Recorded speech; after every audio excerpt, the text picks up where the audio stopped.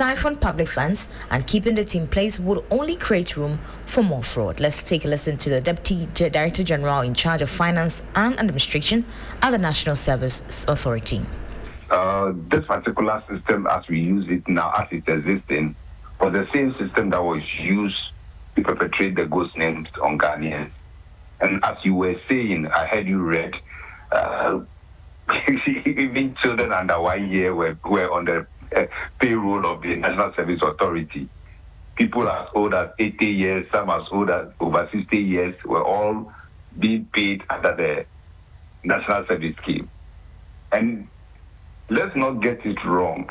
These were not people being paid in person, but somebody in the quest to pile up names and data into the system just to generate payments so that they can take the money. And it's only fair that a system that was used to perpetrate that particular fraud, if you continue using the system, you don't know the temptation that it might afford another person. So the board and the minister thought it might, listen, let's put this aside. If we say we are resetting, let's completely reset the whole system. Get a new one that nobody has total control over how to manipulate it or how to override some of the security checks so that at least we can completely weed out the ghost names. That was the Deputy Director General in charge of Finance and Administration at the National Service Authority, Donko Fuseni Ivena. To some environmental stories, President John Mahama says government is not in a rush to declare a state of emergency in the fight against illegal mining, popularly known as galamsey. The President insists that there are existing laws that provide sufficient authority to tackle the menace effectively. Now, answering questions from journalists in his first media encounter after becoming President, John Mahama acknowledged the growing public pressure to take drastic measures against illegal mining activity, but cautioned against resorting to a state of emergency. I've been reluctant to implement a state of emergency. I've been reluctant to implement a state of emergency in the galamsey fight because we've not exhausted the powers we even have without a state of emergency. We have the opportunity to arrest anybody, to confiscate any such thing. There are laws for forest protection and all that give us enough powers to be able to act. Implementing a state of emergency might sound nice, but it should be the last extreme, the last resort. So for now, let's exercise all the powers we have. And if it becomes necessary for a state of emergency, then we'll look at it. It means we have to go to Parliament. The President can't just declare a state of emergency without, going to Parliament, because there's a limit to how long you can maintain that state of emergency. And so I believe that we still have leverage to continue to fight galamsey without necessarily implementing a state of emergency. It means that we have to delineate the areas where the state of emergency is operational. Like if you look at the area where galamsey is taking place, it covers several districts of our country. And so we would do it if it becomes necessary. But for now, I think that we've given the security services enough powers to be able to deal with people who are found to be involved in galamsey. Now, on the issue of the recent depreciation of the cedi against the major trading currencies in the third quarter of the year, President John Dramani Mahama noted that government anticipated a sharp rise of the cedi to halt at some point. He noted that eventually the cedi will find its true value and be stable to help businesses make adequate projections. To be able to deal with steep appreciation in the value of the cedi in response to the reforms that we were carrying out. And for those of you who listened to me, there was one occasion where I said, people were asking whether it will go below 10. And I said, it is dropping, but it will find its true value. It was undervalued at 16, and it probably is overvalued at 10. But somewhere between there, we have the real value of the cedi. And so I believe that it is about stopping rapid depreciation of the currency. Now, away from that, the Center for Democratic Development, CDD Ghana, is renewing calls for reforms in the country's campaign finances system, warning that high cost of running for office continues to distort politics and limit participation. The think tank says weak compliance with financial discourse is making it expensive for filing fees, risking turning democracy into a contest for the highest bidder. CDD Ghana has called on Iyoku to investigate NPP flag bearer aspirant over their source of campaign funds, following the party's decision to charge 4 million Ghana cedis as development levy and 600,000 in filing fees. The work of CDD Ghana around and its interest in campaign finance reforms, how we finance campaigns, political parties, does go way back, almost about a decade now. They've done studies on, how much it costs to run for president, to run for a member of parliament. They've also bemoaned regularly the cost of our politics and the role that money plays.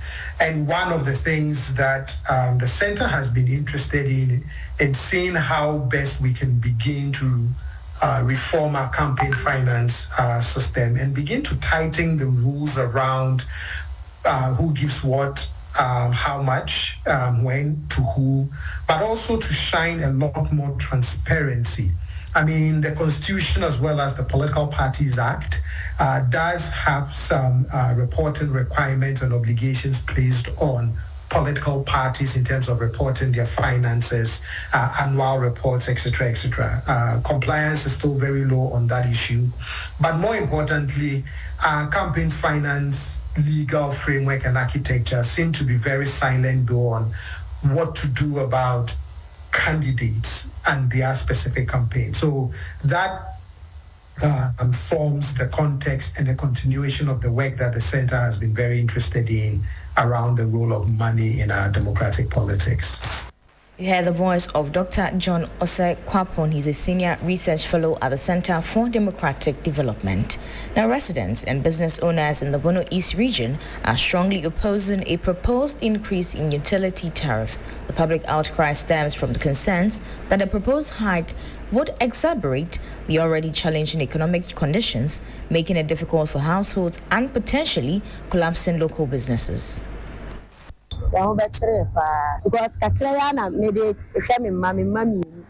This will have immense effect on us because I, for one, am the breadwinner of the family.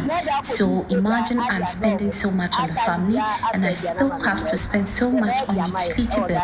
It will really have a negative effect on us.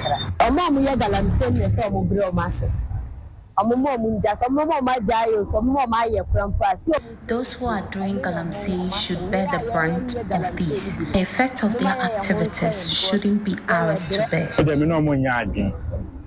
Because they say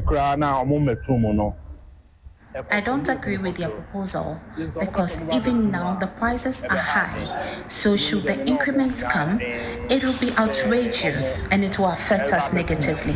It's unattainable. It's unacceptable and heartbreaking because it's going to have a very dire effect on my business. If I'm supposed to employ about 5 people because of this reason, if they are giving this percentage. And those were some residents expressing concerns about the proposed price hike in utility tariffs. That'll be all for this morning's bulletin. For more news, be sure our websites at 3news.com. I am Enyonam Haligah. Michael Obodu comes your way with business.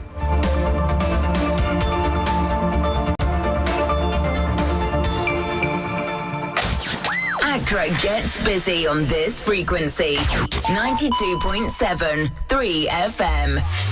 3 FM. Follow us on social media. Twitter at 3FM 927. Facebook at 3FM 927. And also on 3news.com.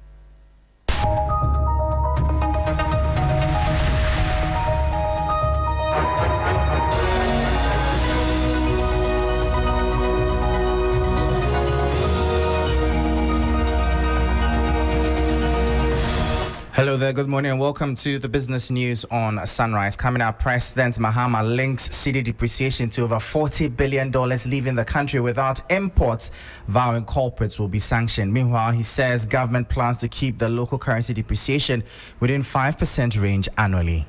Over the period of 4 years, about $42 billion was taken out of this country without the corresponding imports coming into the country. And so we started sanctioning some banks. Any depreciation that occurs in the value of the cedi is within a margin of about 5% per annum. And Bank of Ghana expected to deliver second successive policy rate cut in September 2025 as inflation falls to lowest level since 2021. We'll bring you details of that. I am Michael Obodu. Please stay tuned.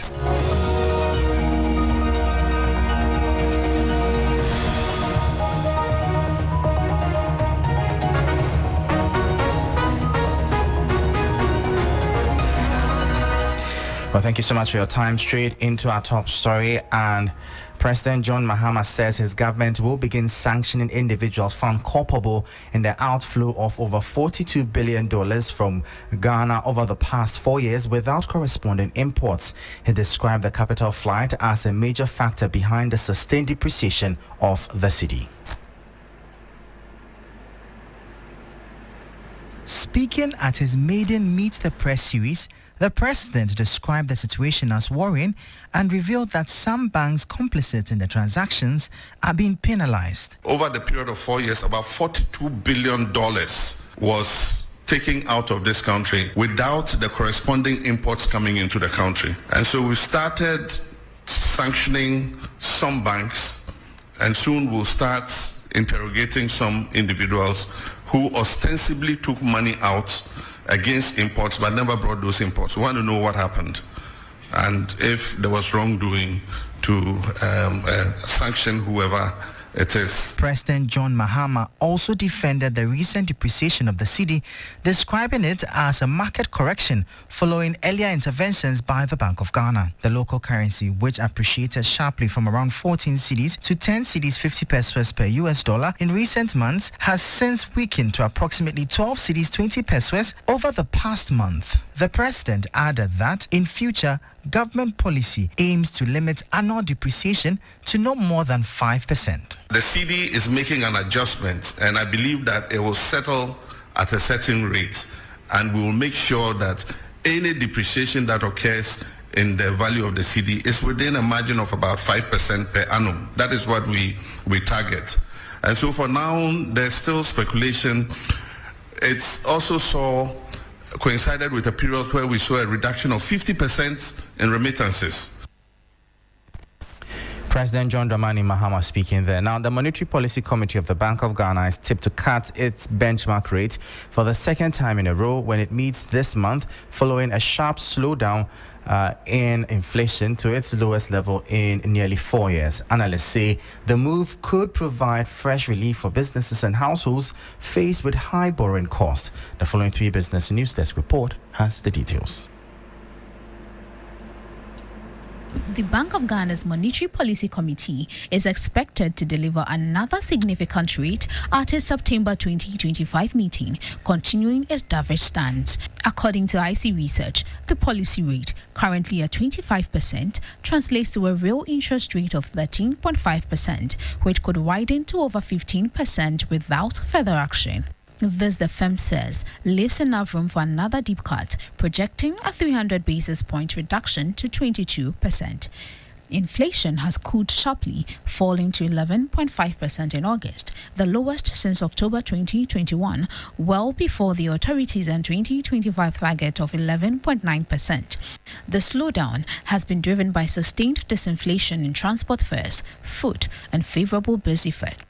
IC Research forecasts further easing in September, projecting year-to-date inflation to settle around 9.6% despite some month-on-month price increases. The expected policy decision will be closely watched by markets as Ghana navigates a delicate balance between growth and price stability. This comes after the MPC already slashed its rate by 300 basis points in July. And that was a 3 Business News Desk report. Now, the Postal and Courier Services Regulatory Commission is urging the public to engage only with licensed courier service providers. The Commission says the move is essential for public safety and for sanitizing the sector. This report has more.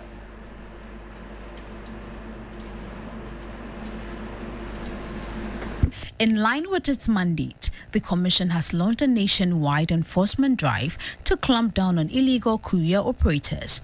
But officials say public cooperation is key to sustaining the effort. Speaking at the 4th National E-Commerce Forum and Exhibition, the Executive Secretary, Cosmas Apengo, called on customers to demand proof of licensing before using any courier service. Look, ensure that the person delivering is licensed.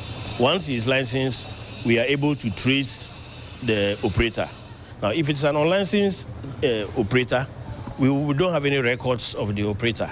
So when you have complaints, when the goods, the items that you've ordered is tampered with, we cannot find the operator. Meanwhile, the Director of Technical Services at the National Information Technology Agency, Solomon Richardson, revealed that efforts are underway to centralize data across government institutions. He says the initiative will streamline certificate and identity verification processes. We are coming up with this data exchange that allows all these data sources to be deployed and ported onto the data exchange once.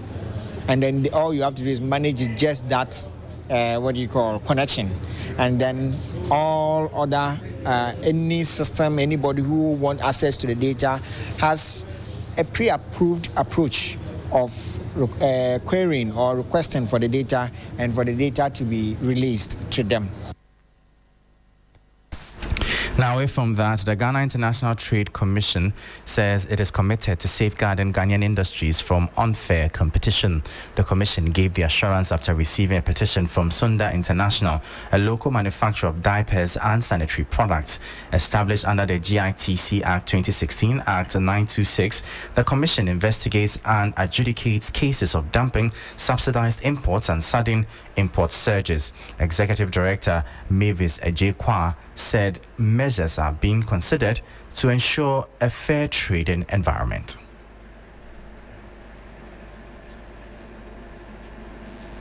They filed a petition with us. The petition was all about people dumping substandard baby diapers on the Ghanaian market. So they filed a petition with us to check so that all these baby dampers that are causing hazard, because people buy these hampers without checking the implications because they are cheap. So they filed a petition so that we will investigate so that there will be fair competition in the market. So that brought us here. One thing I'm happy about is my minister has been here, so she knows the problem. So I will just engage her and see how we can solve these issues. The investigation will continue, and then we'll find solutions to curb some of these. In fact, we work hand in hand with GSA, Ghana Standard Authority.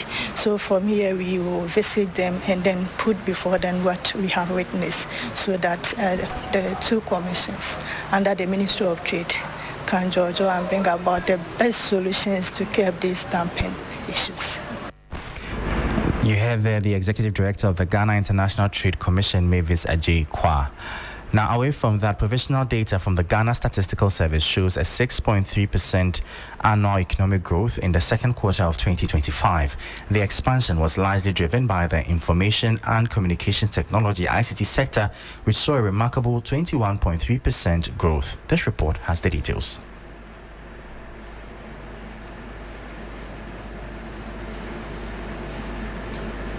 This surge, fueled by increased data usage, propelled the overall service industry to a 9.9% expansion, up from a revised 7.8% in the previous quarter.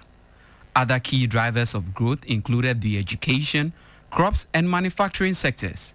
Government statistician Alhassan Idrisu noted a significant expansion driven primarily by the strong performance of the services sector. The strongest momentum came from services, which expanded by 9.9%, compared with only 2% a year earlier.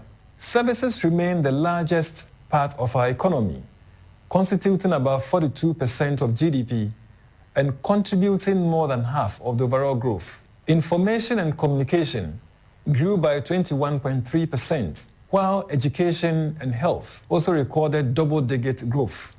The expansion marks a notable period of growth, with Ghana's nominal GDP. In nominal terms, GDP was 321 billion Ghana cedis, up from 258.9 billion Ghana cedis a year ago. Non-oil GDP performed even better, expanding by 7.8%, valued at 313.3 billion Ghana cedis. This shows that growth is broad-based, with less reliance on oil. While the overall real GDP showed a strong year-on-year expansion, the quarter-on-quarter growth rate was 1.4%, a slight moderation from the 1.6% recorded in the first quarter of the year. And that was the 3 Business News Desk report. We'll take you around the world now and bring you updates on the currency and the commodities market. On the interbank foreign exchange market, the dollar is selling at 12 cedis 11 pesos. It recorded no price change. The British pound is selling at 16 cedis 40 pesos. It gained 2 pesos. The euro is selling at 14 cedis 19 pesos. It recorded no price change. However, be guided that these figures could be higher at a forex bureau near you. On the global commodities market, Brent crude is trading at $67.51 per barrel. Gold is trading at $3,646 per ounce, up by 19 cents. Cocoa is trading at $7,468 per ton, up by $73.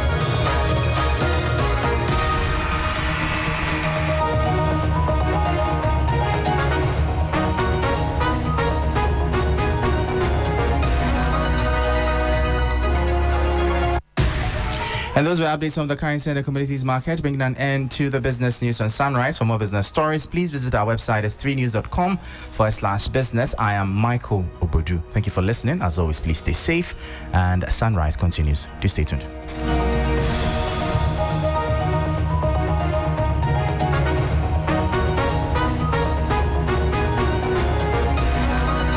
They're the best. Turn it up.